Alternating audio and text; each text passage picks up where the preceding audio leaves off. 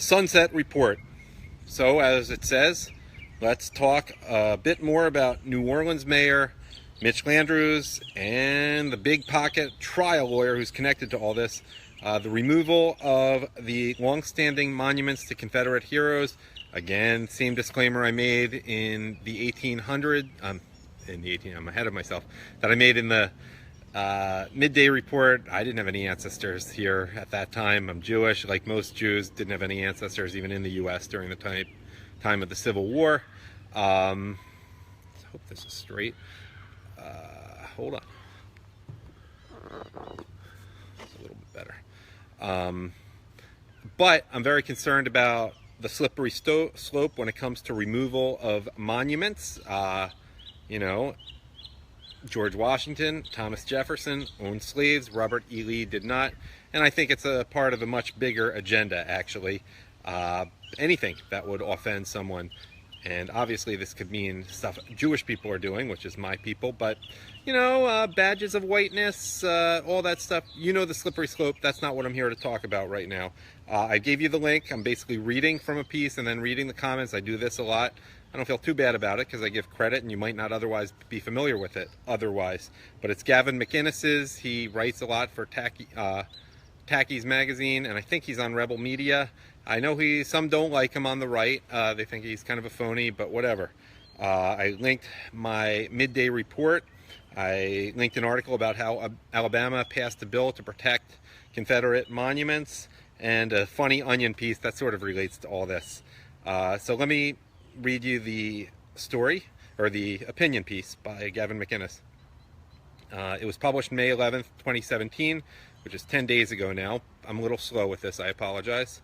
The opening paragraph says, last Sunday in New Orleans, that would be Sunday, May 7th, a group of patriots surrounded Robert E. Lee and beat back the Northerners who were trying to take him down. They weren't just defending a statue, they were defending American history. The left's version of events is progressives tried to remove 4 monuments to racism, but only managed to get one because Nazis got in the way. It was a civil war over the Civil War. McInnes then explains, this all started when Hillary lost and NOLA, New Orleans, Louisiana Mayor Mitch Landrieu realized he wasn't going to have a job in her administration. He needed to make a move that garnered national attention, so he decided to lick some northern ass and pretend the most important statues in his town were promoting slavery.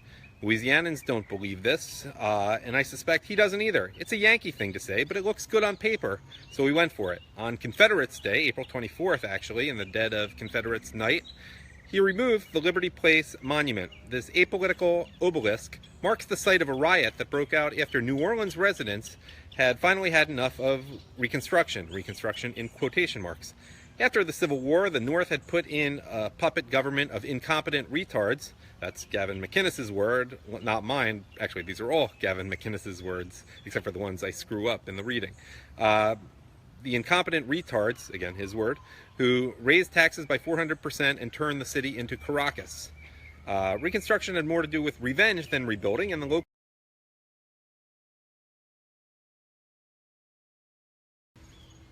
Okay, we'll go with here, and I'm going to just hold it in my hand.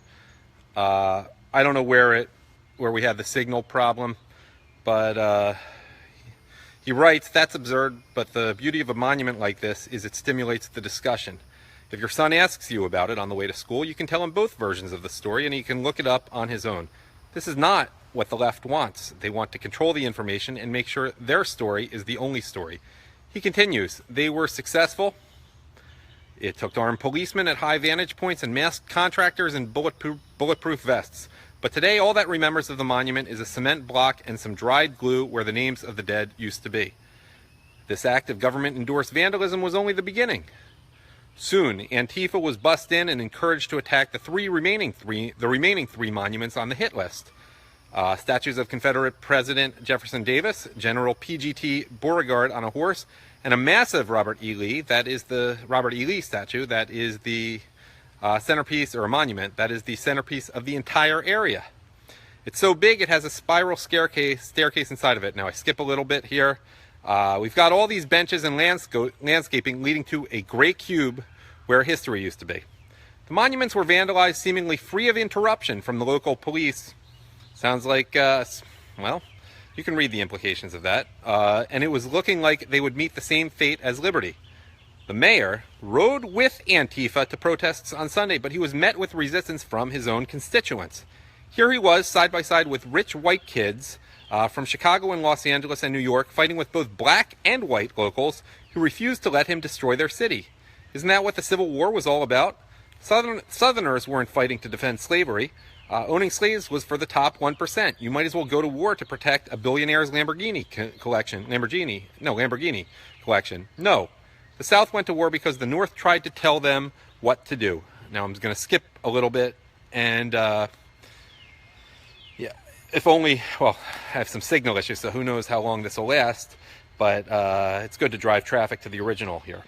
One of the reasons the politicians and their anarchist lackeys failed is they are terrible at their jobs. The word got out that local white guilt peddler John Cummings was paying for the destruction of these monuments so he could put them in his slavery museum, which is called the Whitney Plantation. The Whitney Plantation is a bizarre house of slavery horrors where statues of black kids stare at you until you beg for forgiveness.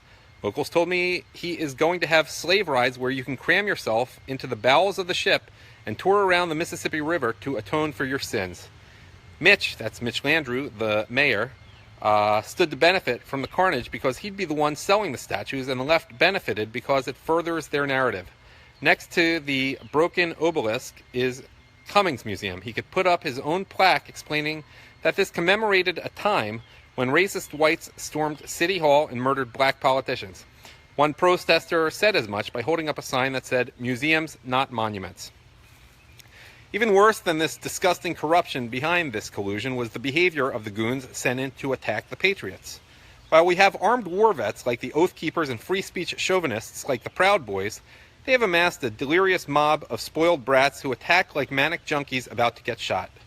And they mention an Eileen Marcinkowski. She was pepper sprayed in her wheelchair by a flailing feminist who looks like Katie Lang on Halloween, and then there's an Arlene Barnum who had her tires slashed. Like fellow black rebel Andrew Duncombe, Arlene is an African-American Confederate who understands the importance of preserving history. I tried to get an interview with Arlene and Andrew, but they were hiding in a safe house after receiving numerous death threats. Maybe it was Antifa leader Gene Black. He tweeted out a picture of himself with a shotgun that said, "Going Nazi hunting." I'm really getting bitten by bugs. Welcome to summer in Florida. I'm going to keep this short, I think. You know what? You can read that thing. It's worthwhile. I'm just going to read you a few columns because I'm getting eaten alive out here, and some people are having signal problems. So let me go to the comments, read the whole thing. The link is there. Remember the Taliban destroying those giant Buddhist statues with artillery. ISIS smashing priceless antiquities with hammers. Or the globalist left destroying historical monuments of the American South. That's obviously what's going on now. Another, maybe I'll put the rest of the comments up there. Let me read you one more. Apparently all that malice towards none and charity for all and binding up the nation's wounds stuff that the secular patron saint of the left, that would be Lincoln, was blathering about is lost on these vermin. Why don't we just follow the left's playbook and tie them up in court for years over this as they do us? It can't be that hard to judge shop, especially in the South. Most of all, why are we not going to the obvious funding source of all of this insanity? George Soros. Why does this revolting foreign toad wield so much power in this country he obviously loathes? No reason to answer. All of us know. And there's a lot more good stuff here. I may later put it up there, but I'm having signal issues. And so this could go out at any time. Look, the link's there. You can read it. I think it's worthwhile to bring this to your attention. Maybe I'll put the other worthwhile comments in the comments section. Okay?